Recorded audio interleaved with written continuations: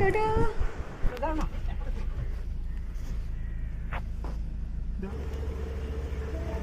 तो उसको बोलो बात करने के लिए किसी से। টাটা।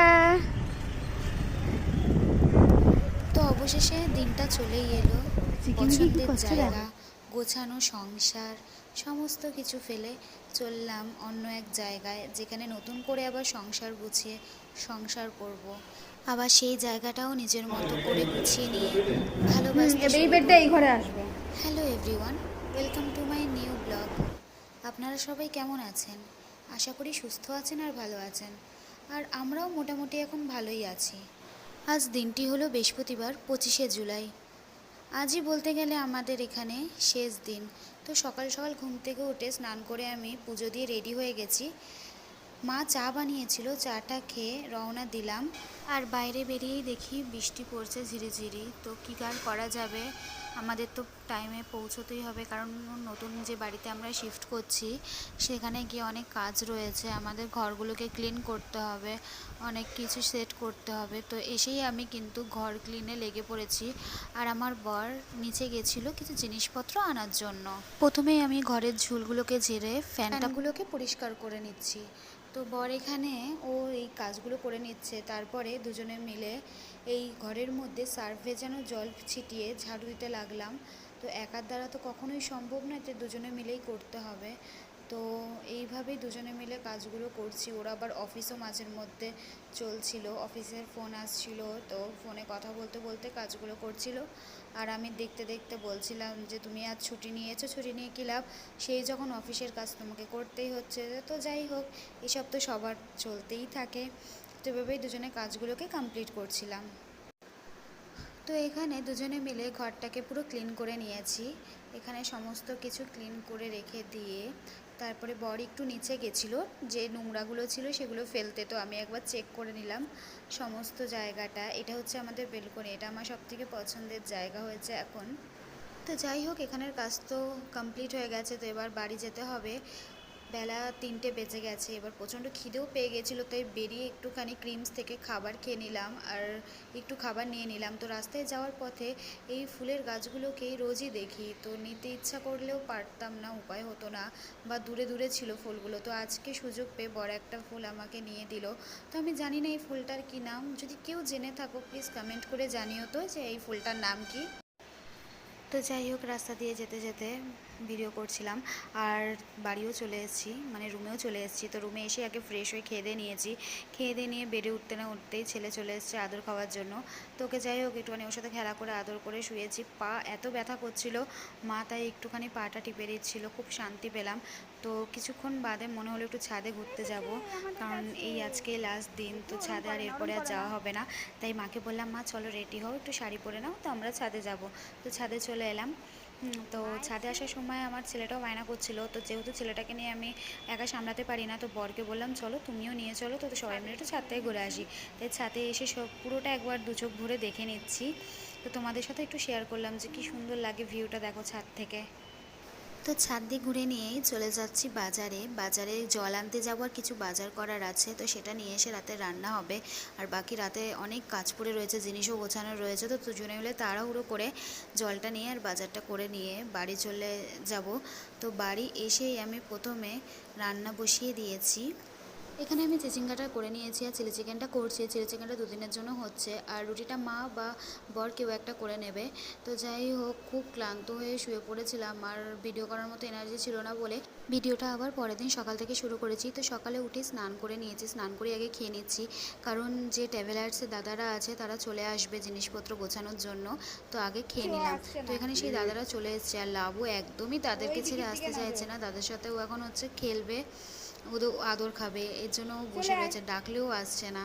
আর সব থেকে বড় জিনিস হচ্ছে ওর ঘর থেকে সব জিনিস একে একে গোছানো হচ্ছে, বেরিয়ে যাচ্ছে। আর আমরা কদিন ধরেই বলছি যে আমরা এখান ছেড়ে চলে যাব চলে যাব। তো সেই শুনে ওর খাওয়া দাওয়া মোটামুটি বন্ধ হয়ে গেছিলো।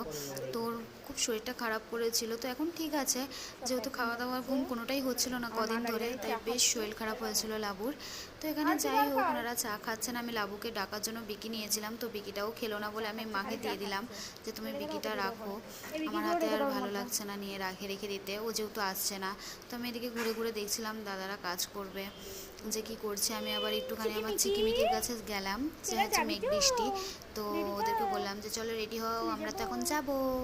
তো এইভাবেই ঘরের মধ্যে ঘোরাঘুরি করছিলাম, আর লাস্ট আজকে শেষবারের মতো ঘরটাকে দেখে নিচ্ছিলাম, জায়গাটাকে দেখে নিচ্ছিলাম। গুজি কাম বেটু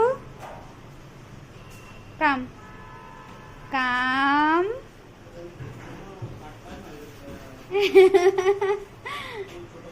এই যে ওকে ডাকলাম, ও কিন্তু চাইলেই আসতে পারতো সব জিনিসের ওপর দিয়ে, কিন্তু ও আসবে না। ওইখানে ভেতরে দাঁড়িয়ে দেখবে যে এই দাদারা কি করছে সেই কাজগুলো।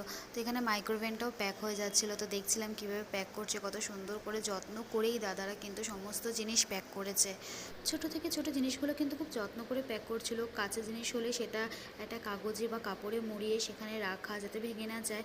খুব দারুণভাবেই দাদারা কিন্তু কাজ করেছে। প্রত্যেক কটা আমাদের ঘরের জিনিস, মানে নিজের ঘরের জিনিস হলে যেভাবে প্যাক করে আর কি নিয়ে যেতে হবে, খেয়াল রাখতে হবে, সেভাবেই করেছে। তো এখানে মোটামুটি ওয়ার্ড্রপ কুলার সব প্যাক হয়ে গেছে।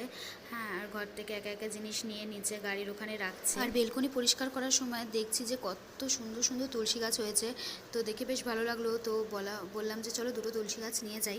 তো এখানে রুমটা পুরো ফাঁকা হয়ে গেছে, প্রচণ্ড কষ্ট হচ্ছিল, প্রায় আমি কেঁদেই দিয়েছিলাম যে রুমটা থেকে সমস্ত কিছু জিনিস বেরিয়ে গেছে। এই রুমটাতে আমি এত বছর ছিলাম, কষ্ট হচ্ছিল।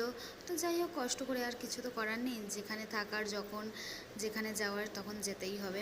নিচে দাদারা গাড়ির মধ্যে সব জিনিসপত্রগুলো তুলে দিচ্ছে, আর এখানে লাভও কিন্তু প্রচণ্ড আপসেট হয়ে গেছে, যেহেতু সমস্ত ঘরের জিনিস ঘর থেকে বেরিয়ে গেছে। তো আর কি করা যাবে, ওর মন খারাপ হয়ে শুয়ে পড়েছে ও।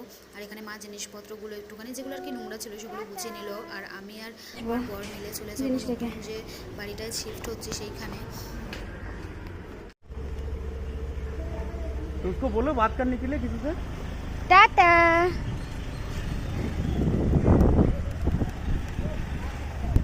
চিকিমিকি কি করছে দেখো। एक बार वो बोलो कि টাটা इन्वेस्टमेंट काउंसलर से बात कर लो आज की तरह। গুজি দেখছে দেখো, গুজি দেখছে দেখো। টাটা বেটু, চলে যাচ্ছি, তুই থাক।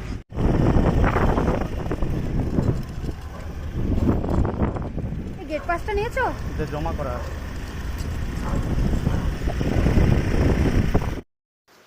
তোলোটা কম্বল জিনিসপত্র যা ছিল সব কিছু গুছিয়ে নিয়ে গাড়ির মধ্যে রেখে এবার রওনা দিলাম। তো এখানে চিকিমিকিকে এই ভাইটা ধরে বসে রয়েছে, তো গাড়িটা যাচ্ছে, আমরা তার পেছনেই রয়েছি। তো আমরা জিনিসপত্র নিয়ে ওখানে পৌঁছেই জিনিসপত্র জায়গায় রেখে কয়েকটা জিনিস সেট করেই আবার কিন্তু বাড়ি যাব, গিয়ে লাবুকে আর মাকে আনতে হবে, আর দুপুরের খাবারটাও খেতে হবে। তো এখানে বাড়ি চলে এসেছি, এসেই আগে খাওয়া দাওয়া করে নিয়েছি। প্রায় 4টে বেজে গেছিলো বলে প্রচণ্ড খিদে পেয়ে গেছিলো, তাই আর ভিডিও করা হয়নি আসার সময়। তো এখানে আমি পুরোপুরি বিদায় নেওয়ার আগে একবার দু চোখ ভরে এই ঘরটাকে দেখে নিচ্ছি। এখানে বসে যে আমি কতগুলো দিন কতগুলো রাত জানালার ধারে বসে বসেই কাটিয়ে দিয়েছি সেটা অগুন্তি। তো নিচে ক্যাব এসে দাঁড়িয়ে পড়েছে, তো আমাদের এখন বেরোতে হবে।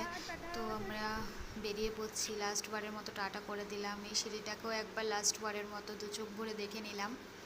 আমার ভালোবাসার আর পছন্দের জায়গাকে বিদায় জানিয়ে চললাম নতুন জায়গার উদ্দেশ্যে। তো ভিডিওটাই আজকে এখানেই শেষ করলাম।